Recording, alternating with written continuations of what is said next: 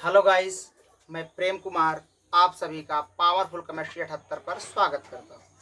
मेरे class 10th के aspirants आप सभी कैसे हैं? हमें आशा है कि आप लोग स्वस्थ होंगे, मस्त होंगे, ज़बरदस्त होंगे और अपनी तैयारी बखूबी बढ़िया तरीके से कर रहे होंगे। मेरे बच्चों, मैं अपनी जर्नी में आ पहुँचा था। अब हम इस जर्नी में यहाँ तक आ पहुँचे हैं कि आज हम सीखेंगे जल का आयनिक गुणनफल। क्या सीखेंगे मुन्ना? जल का आयनिक गुणनफल।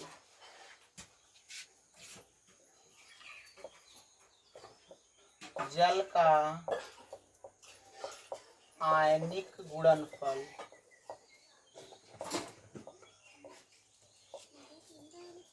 आयनिक प्रोडक्ट ऑफ वाटर, ये वर्ड है IONIC, आयनिक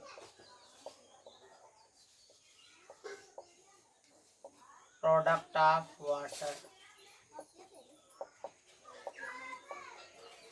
ध्यान सीखेंगे आयनिक प्रोडक्ट ऑफ वाटर, जल का आयनिक गुणनफल। तो सीखेंगे बच्चों, जैसे वाटर है H2O,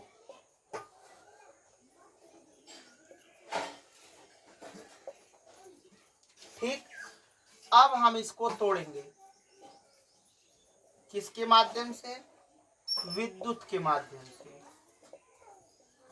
जैसे इसमें इलेक्ट्रिसिटी फ्लो की गई तो यह H प्लस और OH माइनस में टूट जाएगा, अपने आयनों में टूट जाता है। ओके बच्चों, अब देखेंगे वाटर जब अपने H प्लस और OH माइनस आयनों में टूट गया, अब ये क्या है? हाइड्रोजन आयन है या हाइड्रॉक्सिल आयन है या OH माइनस आयन कह सकते हैं, H प्लस आयन कह सकते हैं।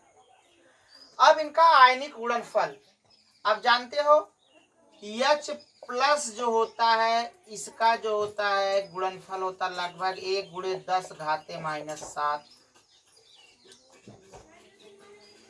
मोल प्रति लीटर।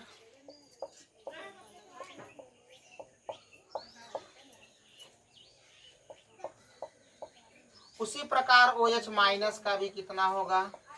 1 × 10⁻⁷ मोल प्रति लीटर। ठीक बच्चों, अब देखेंगे ध्यान से, इनके आयनिक दो आयन है, एक धन आयन एक ऋण आयन है। धन आयन में H प्लस आयन, ऋण आयन में OH माइनस आयन है। अब इनका गुणनफल H प्लस गुणे OH माइनस, इनका गुणनफल गुणा करना है। अब होगा क्या? H प्लस की जगह 1 × 10⁻⁷ पूरे का गुणे, फिर इसका भी 1 × 10⁻⁷। अब जानते हैं बच्चों, गुणे में घात जुड़ती है, एक एक करना में एक होगा, इधर क्या हो जाएगा? 10⁻⁻14 मोल प्रति लीटर। मोल प्रति लीटर। तो हम कह सकते हैं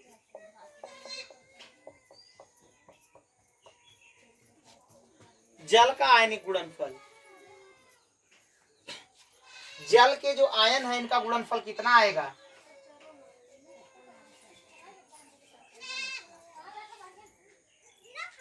तो हम लिख सकते हैं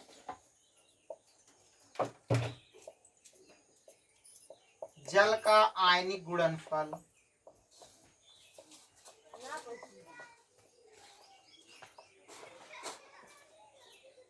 होता है 1 × 10⁻⁴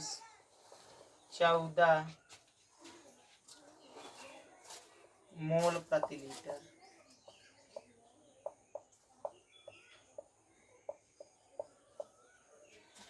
जल का आयनिक गुणनफल होता मुन्ना 1 × 10⁻⁴ सिद्ध करके दिखा दीजिए।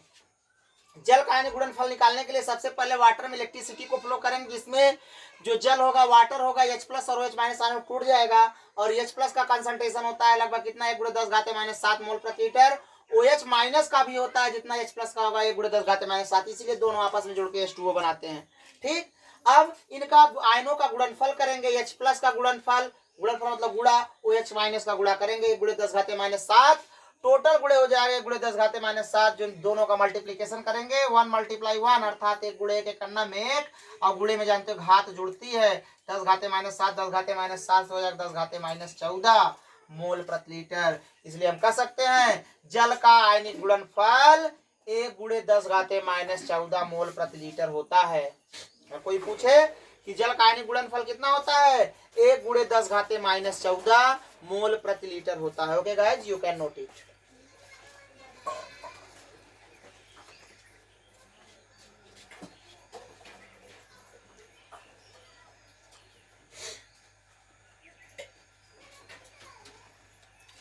ओके बच्चों, अब हम जानेंगे कि पीएच मान से हम लोग कैसे सीखेंगे कोई चीज अम्लीय है, क्षारीय है, उदासीन है।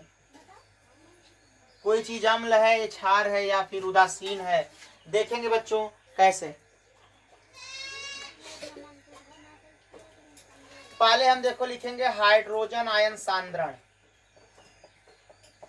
हाइड्रोजन आयन सांद्रण। हाइड्रोजन आयन सांद्रण को मुन्ना हमेशा मोल प्रति लीटर में दिखाते हैं। मोल प्रति लीटर में हाइड्रोजन आयन सांद्रण किसमें होगा, मोल प्रति लीटर में। अब इसका पीएच मान, पीएच मान देखेंगे मुन्ना। हाइड्रोजन आयन सांद्रण पहला है 10 घाते माइनस 10 घाते 0, दूसरे का है 10 घाते माइनस 1, 10 घाते माइनस 2, 10 घाते माइनस 3, 10 घाते माइनस 4, 10 घाते माइनस 5, 10 घाते माइनस 6, 10 घाते माइनस 7, 10 घाते माइनस 8, 10 घाते माइनस 9, 10 घाते माइनस 10, 10 घाते माइनस 11, 10 घाते माइनस 12, 10 घाते माइनस 13, 10 घाते माइनस 14। ओके गाइस, अब देखेंगे ध्यान से पीएच मान इसका, जिसका घाते 1 0 है तो इसका पीएच मान 0, इसका पीएच मान 1, फिर 2 3 4 5 6 7 8 9 10 11 12 13 हो गया पीएच मान। तो बच्चों जिसका पीएच मान 7 होता है वो कैसा होता है, उदासीन होता है। क्या होगा, कोई पदार्थ है जिसका पीएच मान 7 हो वो होता है उदासीन। और अब ऊपर जाएंगे तो क्या होगा, अम्लीयता बढ़ेगी। तो अम्लीयता का बढ़ता क्रम या अम्लता का बढ़ता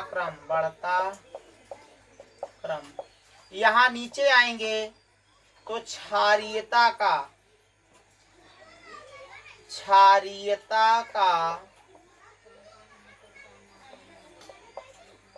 बढ़ता क्रम जान सकते हैं। जिस चीज का पीएच मान 0 होगा या फिर 1 होगा 2 होगा, ये बहुत स्ट्रांग अम्ल होते हैं, बहुत मजबूत अम्ल होते हैं। और जिसका पीएच मान 7 होता है उदासीन होता है। और जिसका पीएच मान 14 होगा बच्चों, वो बहुत ज्यादा क्या होगा, क्षारीय होगा। अर्थात उदासीन के ऊपर की साइड जाएंगे, 7 से ऊपर जाएंगे, मतलब 7 से बढ़ते हुए क्रम में जाएंगे पीएच मान का, तो अम्लीयता का ताकत बढ़ता जाएगा।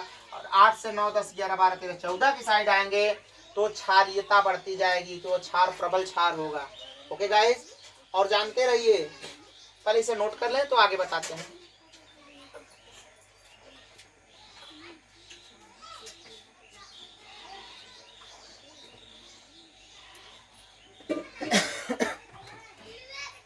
ओके बच्चों, आगे देखेंगे हम लोग।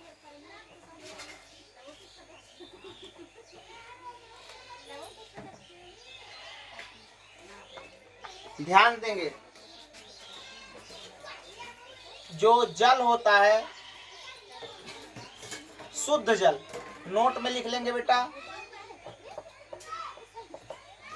शुद्ध जल का पीएच मान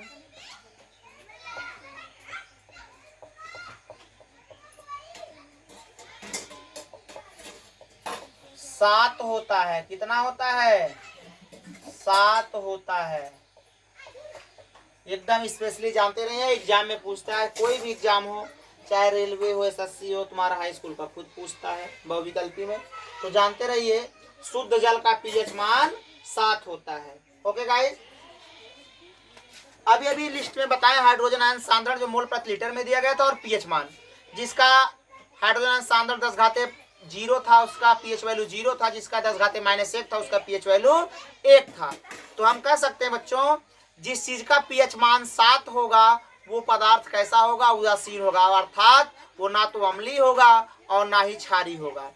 तो बच्चों आपके सिलेबस में क्लास 10th तक ये बताया जाता है, लेकिन हम लोगों ने रिसर्च में पढ़ा है, देखा भी अपने आंखों से कि कोई भी चीज जिसका पीएच मान 7 है उदासीन नहीं हो सकता।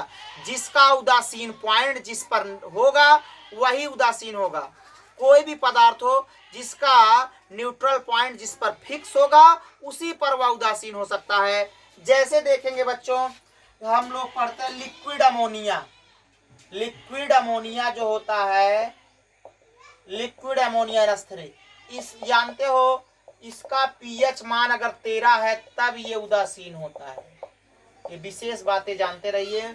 आप लोगों को नॉलेज को सीमित रखा गया इसलिए बताया नहीं जाता है। आगे सिलेबस देखो, जैसे जैसे आप बड़े होंगे हायर एजुकेशन में जाएंगे वहाँ बताया जाएगा कि जिसका पीएच मान जिस पर फिक्स होता है। लेकिन अपने सिलेबस में याद रखिए, किताबों में अगर एग्जाम में पूछ लेता है कि पीएच मान किस पदार्थ का 7 है, वो अम्लीय होगा, क्षारीय उदासीन, तो उदासीन ही होगा। क्यों? क्योंकि आपके क्लास 10 के सिलेबस के हिसाब से ये चीज़ें हम लोग सीखते हैं हायर एजुकेशन में। जैसे जाएंगे रिसर्च में, पीएचडी करेंगे या रिसर्च करेंगे इस चीज़ पे, तो वहाँ पे सिखाया जाता है कि लिक्विड अमोनिया का उदासीन पॉइंट कितना होता है, 13 होता है। लिक्विड अमोनिया 13 पीएच पर ही उदासीन होती है। आई बात समझ में? Okay guys, you can note it.